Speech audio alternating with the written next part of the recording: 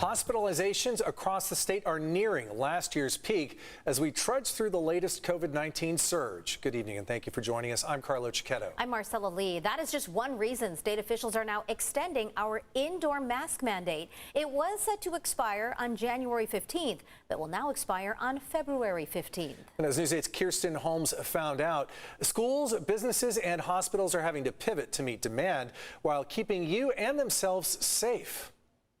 Almost 2 years into the pandemic, and the latest Omicron surge is forcing a lot of people to make changes on a dime. As positive cases hit healthcare, law enforcement, and school levels of all ages, universities like San Diego State are making the first 2 weeks of their school year virtual as we all adjust to this hopefully temporary new normal. So if it does anything like it did in South Africa, we'll have a really high mountain to climb really fast, and then it'll drop off really fast. Dr. Davey Smith is the chief of infectious diseases and public health at UCSD and says we're in for a tough 3 to 4 weeks, prompting San Diego State University to not start in-person learning until Monday, February 7th. What does level out mean? Again, even if one more patient dies of COVID-19, that's too many. Sue Phillips is the chief nurse representative for California Nurses Association.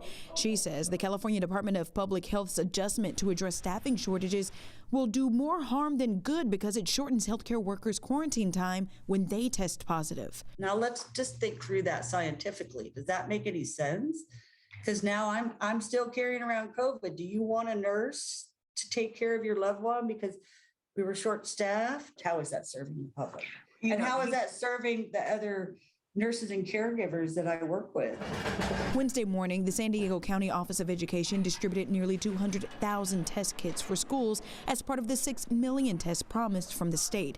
California hospitals now have 51,000 inpatient stays, nearing our peak of 53,000 last winter at the height of the pandemic, putting a new strain on our already overworked and now short-staffed hospitals as healthcare workers now deal with COVID as well. When they get infected, they might be doing okay because they're vaccinated, but that means they have to be at home and not taking care of other people in the hospital. Also hit local high school sports as San Diego Unified has now paused off-season athletic practices for the remainder of January. Sue says healthcare workers need the public to get vaccinated, wear masks, and isolate when you're sick because of the strain it's putting on healthcare workers. Sue also says to make matters worse, they lost a nurse this week to COVID-19. She worked night shift for us in a float pool position. And, losing even one is too many. Kirsten Holmes, News 8. Thanks, Kirsten. A CDC advisory panel has voted in favor of Pfizer's booster shot for children ages 12 to 15. The FDA also authorized the booster for that age group this week, but the CDC must sign off on it before any shots are given. Meantime, the Biden administration has purchased 500 million at-home test kits to be delivered to Americans for free, but the website to request the tests won't be up and running until later this month. We'll continue to do more and more to increase access to testing, given the extreme demand. The CDC is still emphasizing vaccination, boosters, mask wearing, and other precautions. According to its revised isolation guidance, infected people do not need a negative test to end their isolation, but they can test if they choose to do so. California Superintendent of Public Education Tony Thurmond wants to add 10,000 mental health workers to help students going through difficulties. He says this will cost at least $250 million. Our political reporter Morgan Reiner explains what his plan is up against.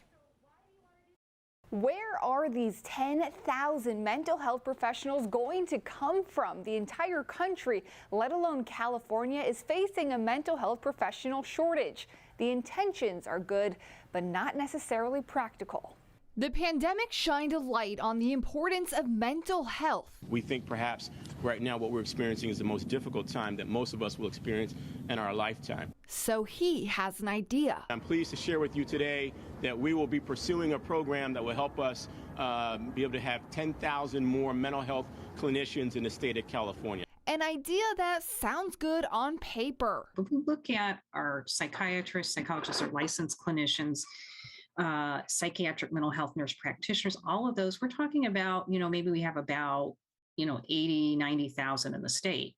So off that base, a 10,000 increase is more than a 10% increase. Janet Kaufman is a professor of health policy at the University of California, San Francisco. Part of the program will entice mental health students to enter the school system through scholarships and grants. In the California State University system, which trains the majority of social workers, is that programs are already at capacity. They may not have enough faculty, enough clinical training sites to take on more students. Her research predicts California will have a shortage of 7,000 mental health professionals by 2028. All these proposals that you've heard me mention today, we hope that they would be in the budget. Whether they are or they're not, we intend to introduce legislation for each and every one of them. Janet Kaufman adds that there also needs to be incentive for these mental health clinicians to go into the school system versus the private sector, like competitive pay. The governor will release his proposed budget within the next 5 days, and this could already be included in it. Either way, you just heard that the superintendent plans to do everything he possibly can to make it happen. But we know that California has an estimated budget surplus of about $31 billion. If the state wanted to do it, they could. It's about the lack of bodies and return on investment. Thanks, Morgan. An arrest has been made in the New Year's Day murder of a Santee man in Old Town. 26-year-old Ryan Michael Ruxtelis is accused of pushing 68-year-old Martin Andara in front of an oncoming train just after the two stepped off the trolley. San Diego Police Chief David Nislight says surveillance technology led to Ruxtelis' quick arrest. Technology can be leveraged to really solve violent crime. In this case, just a completely unprovoked and senseless homicide, but also it allows law enforcement to be far more precise and know exactly who they're looking for versus having to cast a wider net. Detectives say Ruxtelis is homeless and that this was a random attack. We're learning more tonight about an early morning fire that tore through an East County strip mall. As News 8's Tim Blodgett tells us, several businesses were destroyed. An early morning fire rips through an El Cajon shopping center. 4 small businesses burned to the ground.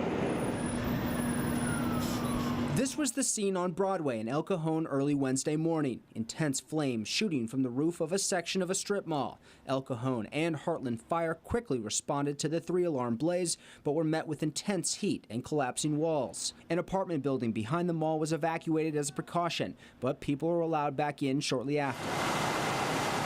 As the sun rose, the full damage of the fire was on display. Captain Ryan Abel and Heartland Fire were still on scene, making sure nothing is reignited. There was a full collapse of the roof itself, and there are a significant amount of contents inside of the structure. So right now what we're making sure is that all the smoldering and smoke spots inside, that they're completely extinguished. While firefighters doused the rubble in water, business owners from the Broadway Plaza Shopping Center looked on.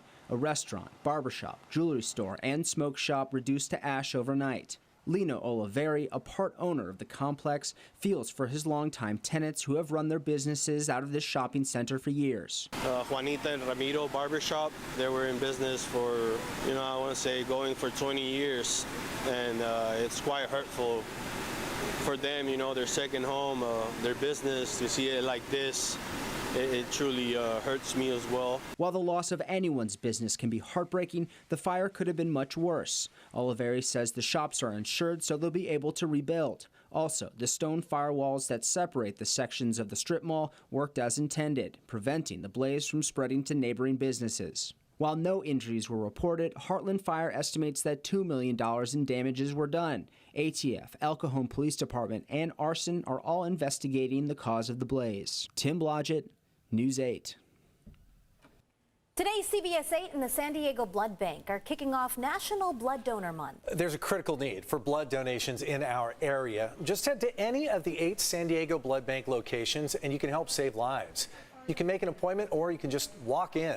For more details, including the locations of the blood centers, visit cbs8.com/community.